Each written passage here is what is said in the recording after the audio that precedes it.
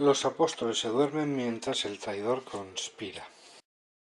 Levantándose del suelo y volviendo a sus discípulos, hallólos dormidos por causa de la tristeza. Les dijo: ¿Por qué dormís?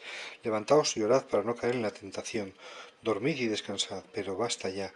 He aquí que llegó la hora y el Hijo del Hombre va a ser entregado en manos de los pecadores. Levantaos y vámonos de aquí. Ya se acerca el que me ha de entregar. Vuelve Cristo por tercera vez a donde están sus apóstoles y allí los encuentra sepultados en el sueño, a pesar del mandato que les había dado de vigilar y rezar ante el peligro que se cernía. Al mismo tiempo, Judas el traidor se mantenía bien despierto y tan concentrado en traicionar a su Señor que ni siquiera la idea de dormirse se le pasó por la cabeza. ¿No es este contraste entre el traidor y los apóstoles como una imagen especular y no menos clara que triste y terrible de lo que ha ocurrido a través de los siglos, desde aquellos tiempos hasta nuestros días? ¿Por qué no contemplan los obispos en esta escena su propia somnolencia? Han sucedido a los apóstoles en el cargo, ojalá reprodujeran sus virtudes con la misma gana y deseo con que abrazan su autoridad. Ojalá les imitaran en lo otro con la fidelidad con que imitan su somnolencia, pues son muchos los que se duermen en la tarea de sembrar virtudes entre la gente y mantener la verdadera doctrina, mientras que los enemigos de Cristo, con objeto de sembrar el vicio y desarraigar la fe en la medida en que pueden prender de nuevo a Cristo y crucificarlo otra vez, se mantienen bien despiertos. Con razón dice Cristo que los hijos de las tinieblas son mucho más astutos que los hijos de la luz. Aunque esta comparación con los apóstoles dormidos se aplica muy acertadamente a aquellos obispos que se duermen mientras la fe y la moral están en peligro, no conviene sin embargo a todos los prelados ni en todos los aspectos. Desgraciadamente algunos de ellos, muchos más de los que uno podría sospechar, no se duermen a causa de la tristeza, como era el caso con los apóstoles, no. Están más bien amodorrados y aletargados en perniciosos afectos y ebrios con el mosto del demonio, del mundo y de la carne. Duermen como cerdos revolcándose en el lodo. Que los apóstoles sintieran tristeza por el peligro que corría su maestro fue bien digno de alabanza, pero no lo fue el que se dejaran vencer por la tristeza hasta caer dormidos. Entristecerse y dolerse porque el mundo perece o llorar por los crímenes de otros es un sentimiento que habla de ser compasivo, como sintió este escritor: me senté en la soledad y lloré, y este otro: me dolía el corazón porque los pecadores se apartaban de tu ley. Tristeza de esta clase la colocaría yo en aquella categoría de la que se dice que es buena, pero la pondría ahí solo si el efecto, aunque bueno, es controlado y dirigido por la razón. Si no es así, si la pena oprime tanto al alma que ésta pierde vigor y la razón pierde las riendas, si se encontrara un obispo tan vencido por la pesadez de su sueño que se hiciera negligente en el cumplimiento de los deberes que su oficio exige para la salvación de su rebaño, se comportaría como un cobarde capitán de navío que, descorazonado por la furia del temporal, abandona el timón y busca refugio mientras abandona el barco a las olas.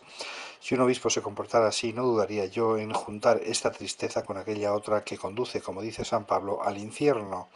Y aún peor la consideraría yo, porque esta tristeza en las cosas espirituales parece originarse en quien desespera de la ayuda de Dios.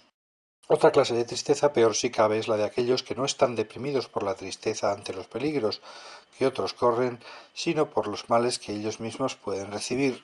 Temor tanto más perverso cuanto su causa es más despreciable, es decir, cuando no es ya cuestión de vida o muerte, sino de dinero.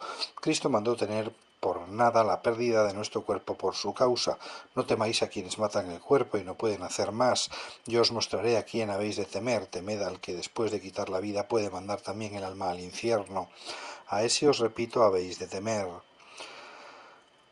Para todos, sin excepción, dijo estas palabras, caso de que hayan sido encarcelados y no haya escapatoria posible, pero añade algo más para aquellos que llevan el peso y la responsabilidad episcopal.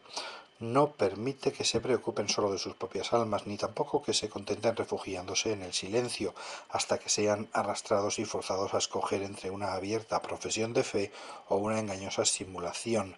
No. Quiso que dieran la cara si ven que la grey a ellos confiada está en peligro, y que hicieran frente al peligro con su propio riesgo por el bien de su rebaño. El buen pastor da su vida por sus ovejas, dice Cristo. Quien salve su vida con daño de las ovejas no es buen pastor. El que pierde su vida por Cristo y así hace quien la pierde por el bien del rebaño que Cristo le confió, la salva para la vida eterna. De la misma manera, el que niega a Cristo, como hace el que no confiesa la verdad cuando el silencio daña a su rebaño, al querer salvar su vida empieza de hecho a perderla. Tanto peor desde luego si llevado por el miedo niega a Cristo abiertamente con palabras y lo traiciona. Tales obispos no duermen como Pedro, sino que con Pedro despiertos niegan a Cristo. Al recibir como Pedro la mirada afectuosa de Cristo, muchos serán los que con su gracia llegarán un día a limpiar aquel delito salvándose a través del llanto. Solo es necesario que respondan a su mirada y a la invitación cariñosa a la penitencia con dolor, con amargura de corazón y con una nueva vida, recordando sus palabras, contemplando su pasión y soltando las amarras que los ataban a sus pecados.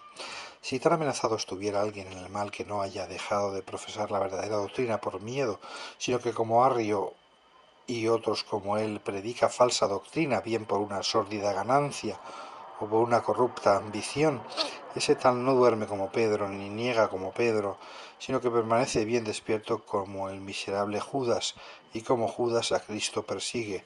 La situación de ese hombre es mucho más peligrosa que la de los otros, como muestra el horrendo y triste final de Judas. No hay límite, sin embargo, en la bondad de un Dios misericordioso y ni siquiera tal pecador ha de desesperar del perdón. De hecho, incluso al mismo Judas ofreció Dios muchas oportunidades de volver en sí y arrepentirse. No le arrojó de su compañía, no le quitó la dignidad que tenía como apóstol, ni tampoco le quitó la bolsa, y eso que era ladrón. Admitió al traidor en la última cena con sus discípulos tan queridos. A los pies del traidor se dignó agacharse para lavar con sus inocentes y sacrosantas manos los sucios pies de Judas, símbolo de la suciedad de su mente. Con incomparable bondad le entregó para comer, bajo la apariencia de pan, aquel mismo cuerpo suyo que el traidor ya había vendido, y bajo la apariencia de vino le dio aquella sangre que mientras bebía pensaba el traidor cómo derramar. Finalmente, al acercarse Judas con la turba para prenderle, ofreció a Cristo un beso que era de hecho la muestra abominable de su traición, pero que Cristo recibió con serenidad y con mansedumbre. ¿Quién habrá incapaz de pensar que cualquiera de estos detalles podría haber removido el corazón del traidor a mejores pensamientos, por muy endurecido que estuviera en el crimen? Es cierto que hubo un principio de arrepentimiento al admitir su pecado cuando devolvió las monedas de plata que nadie recogiera, gritando que era traidor y confesando haber entregado sangre inocente. Me inclino a pensar que Cristo le movió hasta este punto para salvarle de la ruina, lo que hubiera sido posible si no hubiera añadido a su traición la desesperación. Así se portaba Cristo con quien con tanta perfidia le había entregado a la muerte. Después de ver de cuántas maneras mostró Dios su misericordia con Judas, que de apóstol había pasado a traidor, al ver con cuánta frecuencia le invitó al perdón y no permitió que pereciera, sino porque él mismo quiso desesperar, no hay razón alguna en esta vida para que nadie, aunque sea como Judas, haya de desesperar del perdón, siguiendo el santo consejo del apóstol. Rezad unos por otros para ser salvos. Si vemos que alguien se desvía del camino recto, esperamos que volverá algún día a él. Y mientras tanto recemos sin cesar para que Dios le ofrezca oportunidades de entrar en razón, para que con su ayuda las coja, y para que una vez cogidas no las suelte ni rechace por la malicia ni las deje pasar de lado por culpa de su miserable pereza.